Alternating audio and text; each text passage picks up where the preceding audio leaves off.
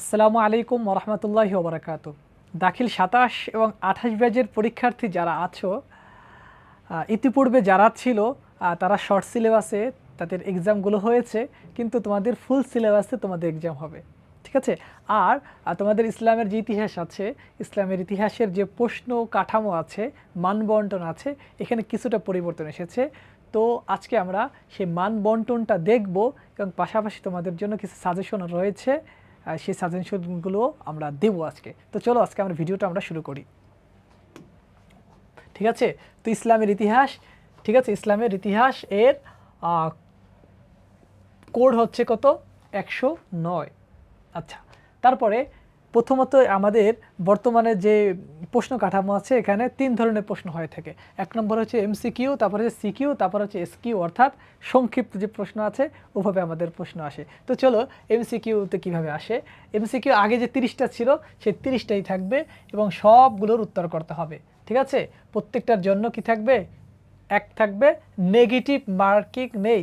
তোমরা যখন ইউনিভার্সিটিতে আসবা তখন দেখবা যে তুমি যদি সঠিক উত্তর করো তাহলে ১ নাম্বার পাবা, আর যদি কোনোটা ভুল উত্তর করো তাহলে ওই যে সঠিক যেটা করছো ওইটা নাম্বার তো কাটা যাবেই, সাথে সাথে তুমি যে ভুল করছো এই জরিমানার জন্য তোমাকে 0.25 কেটে নেওয়া হবে, ঠিক আছে? তো এখানে আমাদের বোর্ডে আমাদের কোনো কি নাই, কোনো নেগেটিভ মার্কিং নেই।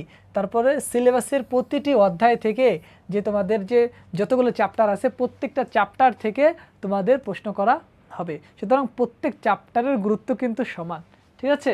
নমুনা প্রশ্ন এমসিকিউ কীভাবে আসে তা তো তোমরা জানোই, তাই না? এমসিকিউ প্রশ্ন থাকবে এবং 4টা অপশন থাকবে, এটা সবাই জানো। তারপরে হচ্ছে সৃজনশীল, এখানে খুব একটা বড় পরিবর্তন আসছে। আগে ছিল কি ভাইয়া? আগে ছিল আমাদের 7টা সৃজনশীল লেখা লাগতো, এখন আমাদের সেই সৃজনশীল 7টা থেকে কমে এসেছে, এখন আমাদের উত্তর দিতে হবে 5টির, ঠিক আছে? মোট প্রশ্ন থাকবে কয়টা ভাইয়া? মোট প্রশ্ন থাকবে 8টা। 8টা থেকে আমাদের আনসার করতে হবে 5টার। এর জন্য নাম্বার আমাদের বরাদ্দ আছে 50, 10 করে, ঠিক আছে? কিন্তু এর মধ্যে কিছু শর্ত আছে। এখানে বিভাগ থাকবে, ক বিভাগ থাকবে, খ বিভাগ থাকবে, গ থাকবে এবং ঘ থাকবে, এবং প্রতিটি বিভাগ থেকে ন্যূনতম 1টি সৃজনশীলের উত্তর করতে হবে। এমন না যে তুমি ক বিভাগ থেকে তুমি কি করে দিলা, ক বিভাগ থেকে তুমি 4টা দিয়ে দিলা, এমন তুমি করতে পারবা না। অর্থাৎ প্রত্যেকটা বিভাগ থেকে তোমাকে একটা করে প্রশ্নের উত্তর দিতেই হবে, ঠিক আছে? ক বিভাগ থেকে যতটা প্রশ্ন থাকবে এর মধ্যে থেকে তুমি কয়টা করতে পারবা? 2টার উত্তর তোমাকে দিতে হবে। খ বিভাগ থেকে কয়টি করতে হবে? খ বিভাগ থেকে তোমাকে 2টি দিতে হবে, ঠিক আছে? প্রশ্ন থাকবে তোমার কয়টা? অধ্যায় থাকবে, প্রশ্ন থাকবে 2টা, 2টা থেকে যে কোনো একটা দিতে পারো। তারপরে গ বিভাগ থেকে প্রশ্ন থাকবে কয়টা? 2টা থাকবে, ঠিক আছে? সর্বনিম্ন একটা দিতে হবে। এবং ঘ বিভাগ থেকে তোমার প্রশ্ন থাকবে, সেখান থেকে তোমাকে 2টার মধ্য থেকে একটা দিতে হবে। তো আমি আবার একটু বলতেছি, তোমাদের মোট প্রশ্ন থাকবে 8টা, ঠিক আছে? প্রত্যেকটা বিভাগ থেকে, ক বিভাগ থেকে, খ বিভাগ থেকে, প্রত্যেকটা বিভাগ থেকে কয়টা থাকবে? 2টা করে প্রশ্ন থাকবে, এবং ন্যূনতম তোমাকে কি করতে হবে?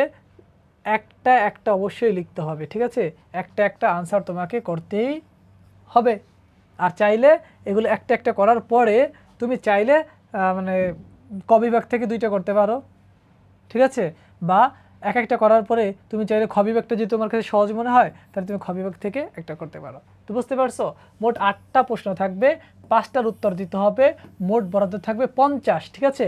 আর এখানে কিন্তু বিভাগ থাকবেই, ঠিক আছে? প্রত্যেকটা বিভাগ থেকে, ক বিভাগ, খ বিভাগ, গ বিভাগ, প্রত্যেকটা বিভাগ থেকে আমাদের একটা সৃজনশীলের উত্তর মাস্ট করতে হবে। একটা করার পরে তোমার যে বিভাগ সহজ মনে হবে সেখান থেকে বাদবাকি একটা তুমি করে দিতে পারবা। আশা করি এই ব্যাপারটা তোমরা বুঝতে পেরেছো। তারপর আছে সংক্ষিপ্ত প্রশ্নের উত্তর যে বিন্যাস, এখানে এইটা তোমাদের নতুন ইনক্লুড হয়েছে, ঠিক আছে? প্রশ্নে মোট কয়টা থাকবে? 15টা প্রশ্ন থাকবে, ঠিক আছে? এবং তোমাকে আনসার করতে হবে যে কোনো 10টার, এবং প্রতিটির জন্য তোমার 2 নাম্বার করে বরাদ্দ থাকবে, ঠিক আছে? এবং কত কত লাইন লিখবা, যেহেতু 2 নাম্বার সেক্ষেত্রে তুমি যে সুনির্দিষ্ট এবং যে এক্স্যাক্ট যে তথ্য আছে তথ্যের উপর ভিত্তি করে 2 থেকে 3 লাইন লিখলে তুমি নাম্বার পেয়ে যাবা। অর্থাৎ তোমার সৃজনশীলে যে ক নাম্বার যে ছিল না, ক নাম্বার অর্থাৎ যে সংক্ষিপ্ত প্রশ্ন বা জ্ঞানমূলক যে প্রশ্ন আছে ওই টাইপের প্রশ্ন থাকবে। দেখো একটা নমুনা প্রশ্ন এখানে লেখা আছে যে আইয়ামে জাহিলিয়াত বলতে কি বোঝায়, তুমি সংক্ষেপে লিখবা, ঠিক আছে। ইসলাম পূর্ব যে মানব সমাজে যে অন্ধকার, অজ্ঞতা, তো বর্বরতার যুগকে আইয়ামে জাহিলিয়াত বলা হয়। তো এভাবে প্রশ্ন থাকবে, 15টা প্রশ্ন থাকবে, 15টার প্রশ্ন থেকে তোমাকে 10টার আনসার করতে হবে এবং প্রতিটার জন্য হচ্ছে 2 নাম্বার করে, ঠিক আছে। এবার তো আমরা এক নজরে দেখি এমসিকিউ থাকবে কয়টা ভাইয়া, এমসিকিউ থাকবে 30টা, 30টাই আনসার করতে হবে। সৃজনশীল থাকবে কয়টা, 8টা, 8টার মধ্য থেকে আমাদেরকে 5টার আনসার করতে হবে, প্রতিটার মান হচ্ছে 10 করে। তারপরে এসকিউ সংক্ষিপ্ত প্রশ্ন এখানে 15টা থাকবে, 15টা থেকে 10টির উত্তর দিতে হবে, মোট নাম্বার হচ্ছে 100। এবার আমরা কিছু সাজেশনে যাব, ঠিক আছে। তো পরীক্ষায় যদি তুমি ভালো একটা প্রস্তুতি নিতে চাও তোমাকে কিছু কৌশল অবলম্বন করতে হবে, ঠিক আছে।